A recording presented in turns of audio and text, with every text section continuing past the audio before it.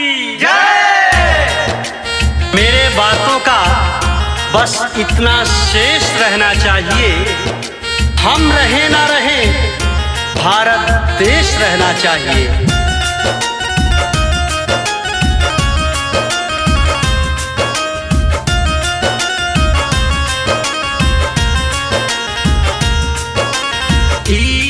है तिरंगा भारत के देखा शान हा, ई है तिरंगा भारत के देखा शान हा।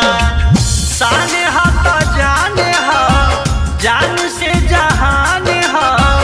शान हा तो जान हा, जान से जहान हा। यही शान पर पूरा देश कुर्बान हा। ई है तिरंगा भारत के देखा शान हा, ई है तिरंगा भारत के देखा शान हा।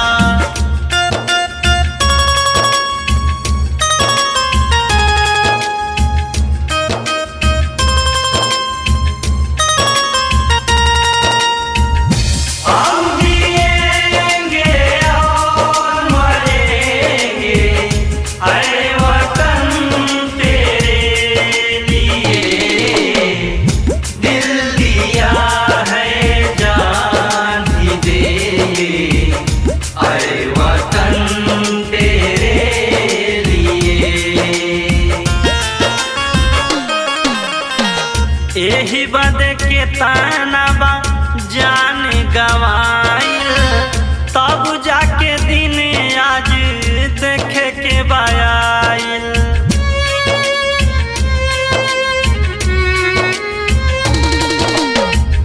यही बद के ताना बा जान गवाइल, तब जाके दिन आज देखे के बायाइल। केतना बहिनियन के मारी गईले भाई, माई के कोखिया के हिरवा हेराइल।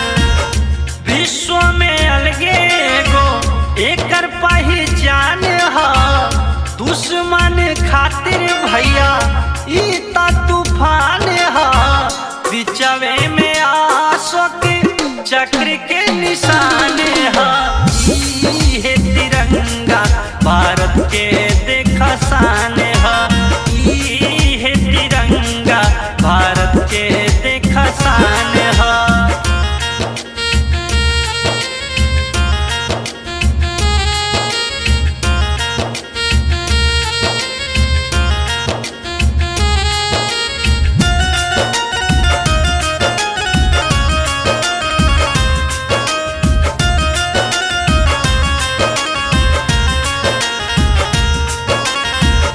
जाति धर्म पे कहे होखता लड़ाई, इहे अरमान कर है गांधी जी के भाई।